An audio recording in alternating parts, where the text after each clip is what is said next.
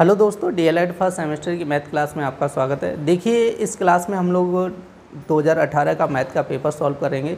इससे पहले जो क्लास हुई थी उसमें भी हम लोगों ने 2018 का मैथ का पेपर सॉल्व किया था, लेकिन उसमें आपके वस्तुनिष्ठ और अति लघु उत्तरीय प्रश्नों को सॉल्व किया था।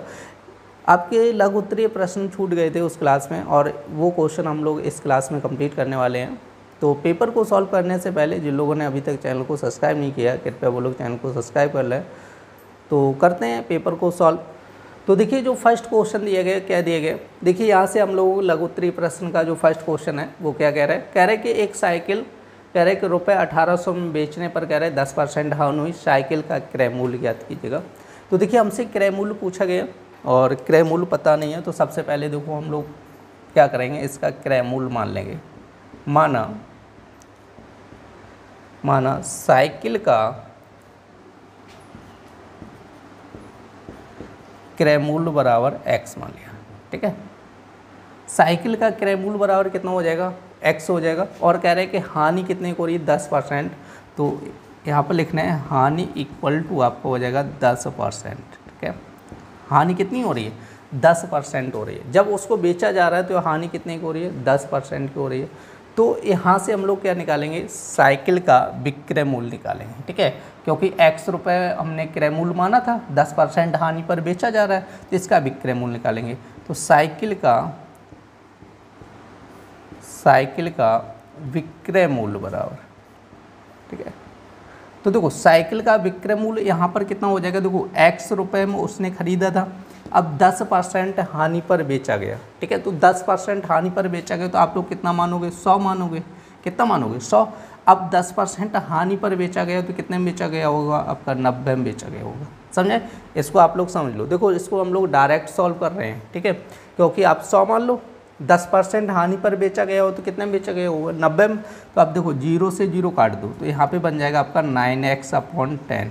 कितना बन जाएगा आपका, 9x/10। तो साइकिल का विक्रय मूल्य कितना आ रहा है, 9x/10। और देखो यहाँ पर क्वेश्चन में क्या कह रहा है, देखो साइकिल का विक्रय मूल्य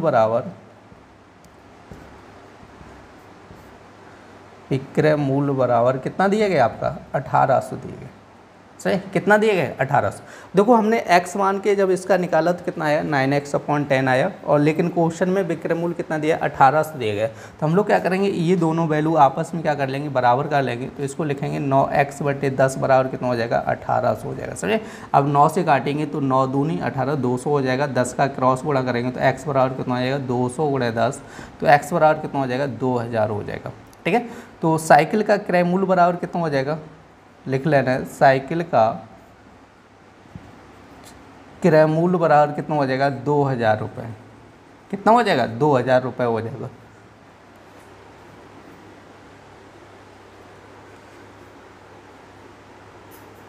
देखिए, नेक्स्ट क्वेश्चन क्या कह रहा है। कह रहा है कि रुपये 500 का 3 वर्ष का 12% वार्षिक ब्याज की दर से साधारण ब्याज कितना होगा। तो यहाँ पर हम लोग क्या करेंगे, देखो सबसे पहले यहाँ पे मूलधन लिखना है। मूलधन कितना दिए गए, मूलधन बराबर आपका दिए गए 500 रुपये। कितना दिए गए, 500 रुपये। समय बराबर कितना दिए गए, 3 वर्ष।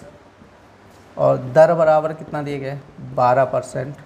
तो साधारण ब्याज का फॉर्मूला क्या होता है, साधारण ब्याज बराबर मूलधन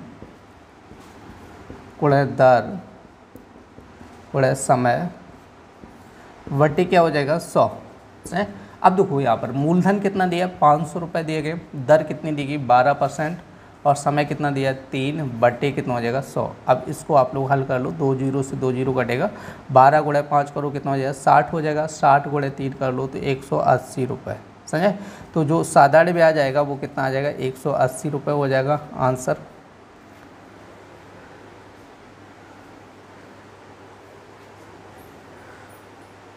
देखिए, नेक्स्ट क्वेश्चन क्या कह रहा है। कह रहा है कि देखो x और कोष्टक लिखा y - z plus y, z - x plus z, x - y को सरल कीजिएगा।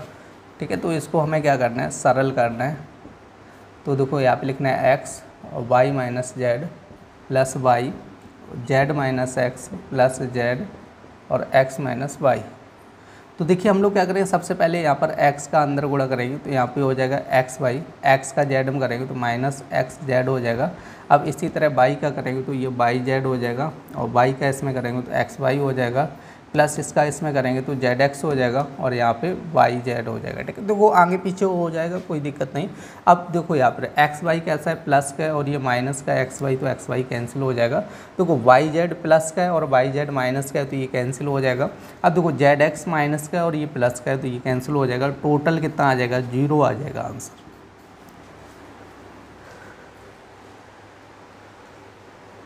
देखिए नेक्स्ट क्वेश्चन क्या कह रहे हैं, कह रहे हैं कि एक छात्रावास में 50 छात्रों के लिए 40 दिन की भोजन सामग्री थी। यदि कह रहे हैं छात्रावास में 30 छात्र और आ गए तो भोजन सामग्री कितने दिनों में समाप्त हो जाएगी।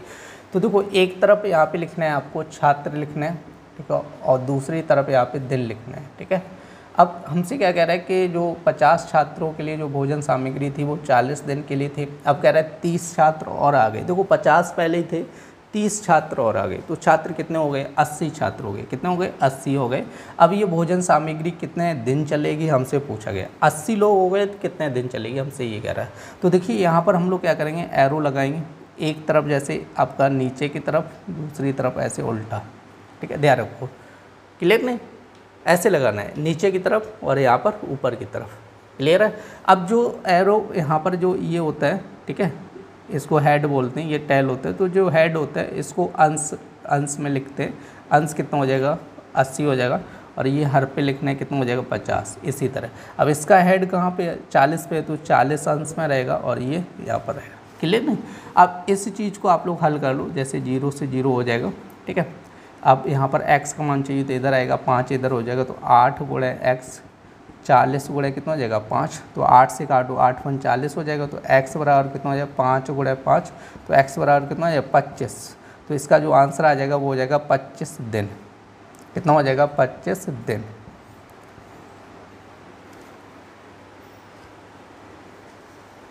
देखिए नेक्स्ट क्वेश्चन क्या कह रहा है, कह रहा है कि एक आयताकार गत्ते का क्षेत्रफल दिया 117 वर्ग सेंटीमीटर है। कह रहे हैं इसकी लंबाई कह रहा है 13 सेंटीमीटर है। तो कह रहे हैं गत्ते की चौड़ाई ज्ञात कीजिएगा। तो देखो सबसे पहले हम लोग क्या करेंगे, चौड़ाई मानेंगे। यहाँ पर माना गत्ते की चौड़ाई बराबर कितनी मान लो, x मान लो, कितनी मान लो, x। अब यहाँ पर लंबाई बराबर कितनी हो जाएगी, इसकी लंबाई बराबर आपकी दी गई 13 सेंटीमीटर। कितनी दी गई, 13 सेंटीमीटर। और यहाँ पर लिख लो, ठीक है, गत्ते का क्षेत्रफल, गत्ते का क्षेत्रफल कितना दिया है, 117 वर्ग सेंटीमीटर, क्लियर नहीं। तो देखो यहाँ पे जो आपका आयत का क्षेत्रफल होता है उसका फॉर्मूला क्या होता है, आयत का क्षेत्रफल बराबर क्या होता है, लंबाई गुणा चौड़ाई। ठीक है, क्षेत्रफल क्या होता है, लंबाई गुणा चौड़ाई, ये फॉर्मूला होता है। ठीक है, इसको याद रखना है आप लोगों। जो क्षेत्रफल दिया इसकी जगह रख लो 117, यहाँ पर रखना है क्षेत्रफल जगह। लंबाई कितनी दी, 13, और चौड़ाई कितनी दी, x। तो हमें x का मान चाहिए ना, चौड़ाई निकालनी है, तो x बराबर कितना हो जाएगा, 117/13। अब कितनी बार भाग जाएगा, 9 बार जाएगा, तो x बराबर कितना हो जाएगा, 9 सेंटीमीटर। तो यहाँ पे लिख लेना, चौड़ाई बराबर कितनी हो जाएगी, 9 सेंटीमीटर।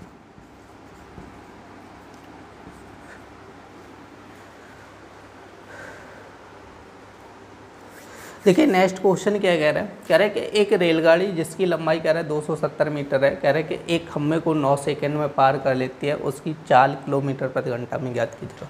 तो हमसे किलोमीटर प्रति घंटा में पूछा गया है चाल को। तो हमने बताया था आप लोगों को, जैसे कहीं पे किलोमीटर प्रति घंटा लिखा हो तो हमें क्या करना है, इसको मीटर प्रति सेकंड बनाना है। तो हमें क्या करना होता है, 5/18, तो ये बन जाता है मीटर प्रति सेकंड, समझा। अगर कहीं पर आपका मीटर प्रति सेकंड लिखा है और इसको किलोमीटर प्रति घंटा बनाना है तो 18/5 किलोमीटर प्रति घंटा हो जाता है, समझा। तो अब देखो हम लोग क्या करेंगे, क्वेश्चन को सॉल्व करते हैं। हमसे क्या कह रहे हैं, लंबाई, ठीक है, लंबाई या समझो दूरी समझ लो, ठीक है। तो लंबाई इक्वल टू कितनी दी गई है, 270 मीटर दी गई, ठीक है। समय बराबर कितना दिए गए, 9 सेकंड। कितना समय दिया, 9 सेकंड। हमसे कह रहे हैं चाल, तो चाल बराबर क्या होता है, दूरी बटे समय, दूरी बटे समय। देखो पूरा लिखना चाहो पूरा लिख लो, रेलगाड़ी की चाल बराबर कितना हो जाएगा, दूरी बटे समय। अब दूरी कितनी है 270 मीटर बटे कितना हो जाएगा 9, 9 तिया 27 30। अब देखो 30 और दूरी किस में थी मीटर और समय किस में था सेकंड, तो ये जो चाल बन के आ गई वो क्या बन के आई मीटर प्रति सेकंड। सही, किस में चाल आ गई मीटर प्रति सेकंड। हमसे क्या कह रहा है कि 4 किलोमीटर प्रति घंटा में बनाओ, तो मीटर प्रति सेकंड को हटाना है, जैसे मीटर प्रति सेकंड को हटाना है तो क्या होता है 18/5 किलोमीटर प्रति घंटा। तो हमें क्या करना होगा 30 गुणे, ठीक है, इसमें कितने का गुणा करना होगा 18/5 किलोमीटर प्रति घंटा हो जाएगा। अब यहाँ पर 6 से मतलब 5 का भाग करेंगे 30 में 6 बार कटेगा। अब यहाँ पर आप लोग क्या करो 6 का गुणा कर लो, जब 6 का मल्टीप्लाई करेंगे तो ये हो जाएगा 108 किलोमीटर प्रति घंटा।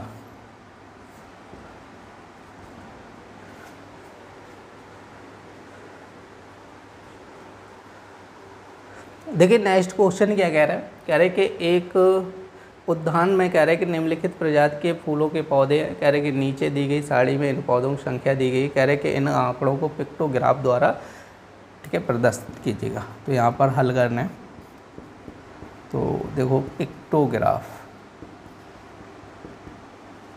तो देखो सबसे पहले इसमें पिक्टोग्राफ हमें बनाना पड़ेगा, मानना पड़ेगा। तो यहाँ पर देख लीजिए ये पौधों की संख्या दी, इसमें आप लोग डिवाइड करके देखिएगा। देखिए सभी संख्याओं में किसका भाग चला जाएगा, ठीक है 50 का भाग चला जाएगा। तो यहाँ पर हम लोग मान के चलेंगे 50 इक्वल टू, मतलब 50 फूल लिख लो चाहो तो, ठीक है 50 फूल इक्वल टू कितना हो जाएगा, ठीक है। एक कोई आपको सिंबल बनाना होगा, ठीक है, यहाँ पर हम लोग क्या करेंगे एक जैसे एक फूल का सिंबल बनाएंगे,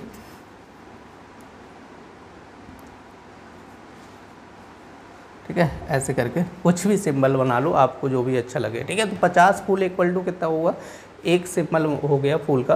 तो अब हम यहाँ पर देखेंगे गुलाब, ठीक है गुलाब। अब गुलाब में आप लोग भाग करो 50 से, तो कितनी बार भाग जाएगा, ठीक है 0 से 0 कटेगा 6 बार जाएगा।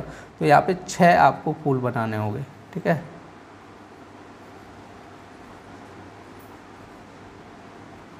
आप लोगों को 6 फूल बनाने होंगे। और देखो ये क्वेश्चन आप लोगों को बता चुका हूँ, ठीक है, क्लास में बताया था। जिन लोगों ने सारी क्लासें देखी होंगी उन लोगों को बहुत ही मज़ा आ रहा होगा, ठीक है, क्योंकि सॉल्व करने में, क्योंकि सारा कुछ तो आप लोगों को पढ़ा चुका हो, ठीक है। तो यहाँ पर कितनी बार भाग गया था 6 बार, तो 6 फूल बनाने हैं आप लोगों को, ठीक है। अब हम लोग क्या करेंगे गेंदा का, कितने गेंदा लिखना है। अब गेंदा में भाग करो कितनी बार जाएगा 5 बार जाएगा। तो यहाँ पे 5 फूल बनाने हैं।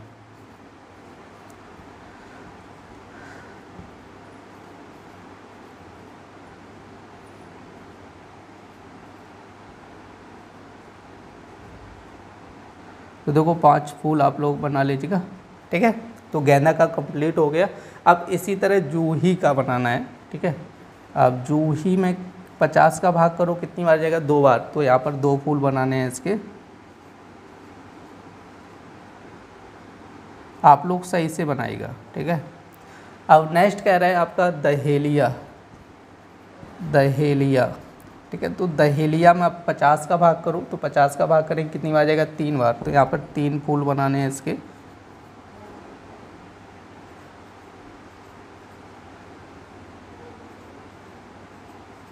क्लियर रखें। अब हम लोग क्या करेंगे यहाँ पे रजनीगंधा का बनाना है, रजनीगंधा। तो आप लोग भाग करो कितनी बार जाएगा 9 बार जाएगा। तो यहाँ पे 9 फूल बनाने होंगे, ठीक है। इसी में सबसे ज़्यादा बनाने, देखो आप लोग सही बनाइएगा क्योंकि यहाँ तो ड्राइंग वगैरह आती नहीं है, तो जैसे भी बन रहे ठीक बन रहे। तो देखो 3 हो गए, 6 और बनाने हैं क्योंकि 9 बनाने होंगे इसमें फूल आप लोगों को।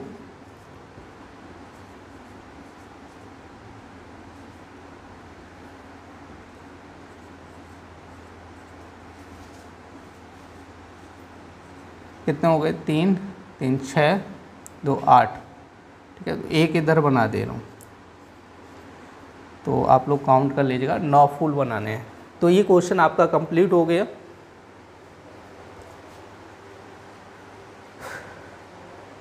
देखिए इस क्लास में आप लोगों ने मैथ 2018 का पेपर सॉल्व किया था। उम्मीद करते हैं क्लास पसंद आई होगी। यदि पसंद आई तो कृपया लाइक करें और ज़्यादा से ज़्यादा शेयर करें जिससे कि ज़्यादा से ज़्यादा लोग जुड़ सकें। फिर मिलते हैं ऐसी नेक्स्ट क्लास में, तब तक के लिए धन्यवाद।